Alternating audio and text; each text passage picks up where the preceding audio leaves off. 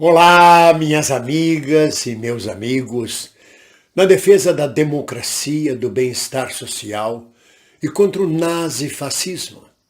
Alegrias! Este ano asiago 2021 está chegando ao fim.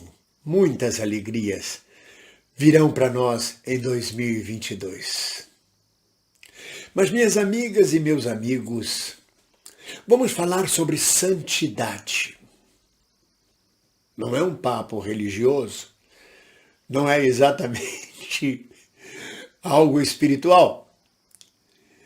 É que todos nós, seres humanos, temos o nosso lado bom e o nosso lado mau, do ponto de vista da ética. Criamos uma moral, uma ética que serve para o ser humano. Ou seja, nenhum de nós é santo, também nenhum de nós é totalmente demoníaco, à exceção de Bolsonaro et caterva. No caso de Sérgio Moro, que até então era um obscuro juiz de província, mesmo com fórum federal, cai na sua mão a possibilidade da Lava Jato, da chamada Lava Jato, Operação Lava Jato, a possibilidade de emergir do obscurantismo da província para um cenário nacional e internacional. E o nosso pretenso santo, que nunca foi santo, como nenhum de nós, resolveu alçar grandes voos. Ministério da Justiça, pretensão ao Supremo Tribunal Federal, estardalhaço, comandando uma força-tarefa anticorrupção, que o transformou em herói nacional para as viúvas golpistas. Passado o tempo, foi considerado parcial e suspeitos os seus julgamentos pelo Supremo Tribunal Federal. Delações premiadas forçadas. Inexistência de provas e algumas dessas delações forjadas, convidadas, quer dizer, tratadas com a pessoa. Olha, ou você delata isso, ou você vai preso e vai ser muito pior para você.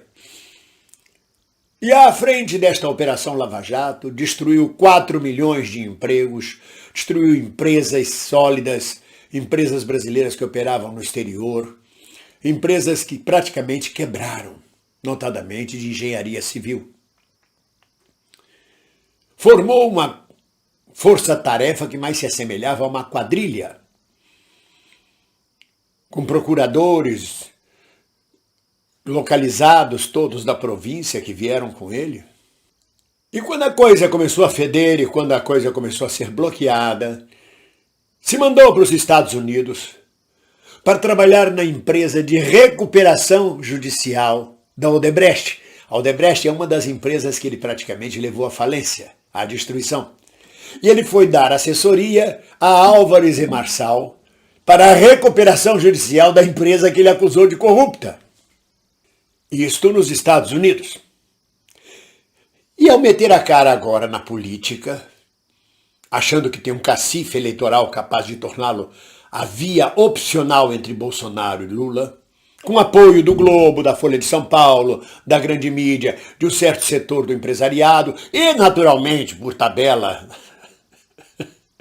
pode ser fake news, mas do Departamento de Estado dos Estados Unidos. Não é à toa que o Pablo Vilaça, o jornalista Pablo Vilaça, denuncia que quando foi ministro, Moro passou dados biométricos de brasileiros para o FBI.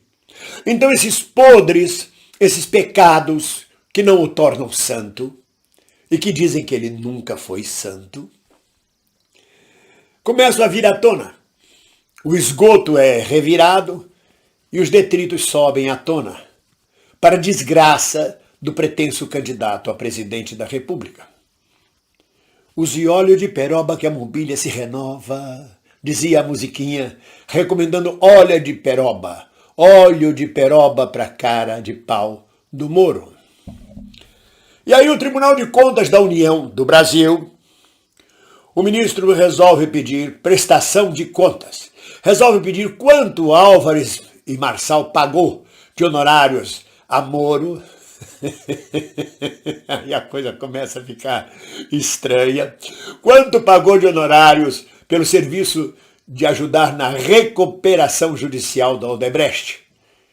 Porque se você fica sabendo quanto pagou de honorários, você pode comparar o que foi declarado ao imposto de renda com a compra de apartamentos, de imóveis, com outras coisas. Aí a coisa começa o lodo vai revirando cada vez mais.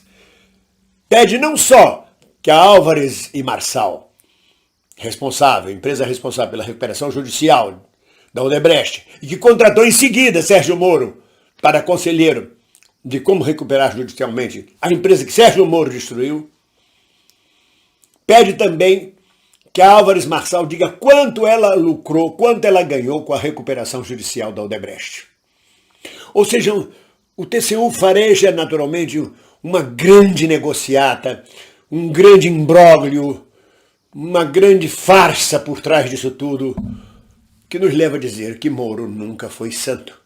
Junta Pablo Vilaça, junta o Supremo Tribunal Federal, junta o Tribunal de Contas da União, e todos os pequenos pecados daquele juizeco de província tornam-se grandes pecados fatais, para não dizer mortais, para aquele que se dizia ou que se pretendia santo, com aquela voz de marreco.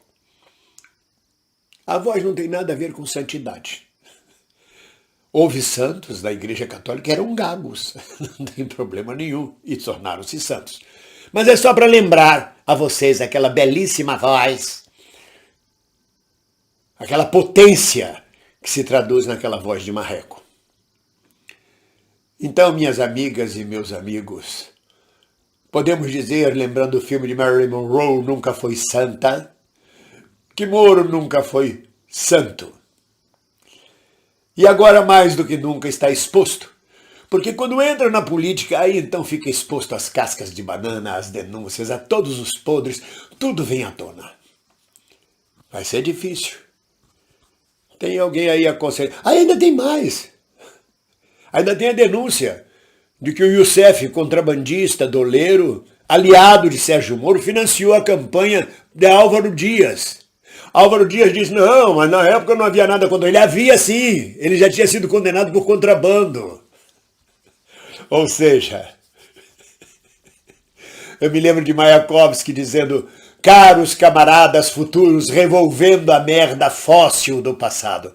É assim que a gente vai ver no futuro a atuação de Sérgio Moro e de seus apaniguados na Lava Jato. Já estamos vendo. Não. Ele não é a terceira via.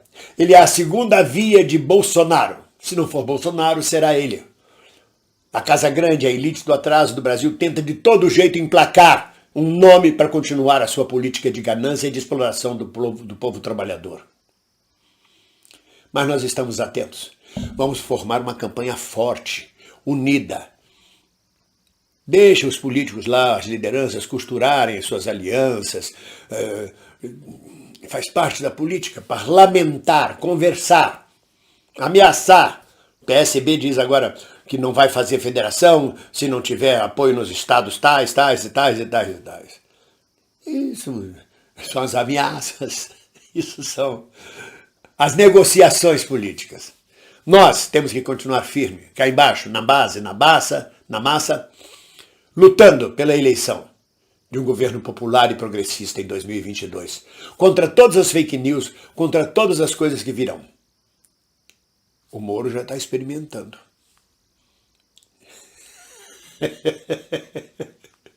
Chegou a hora de eu rir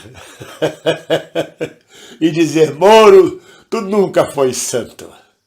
E nós estamos juntos. Ninguém solta a mão de ninguém. Um abraço.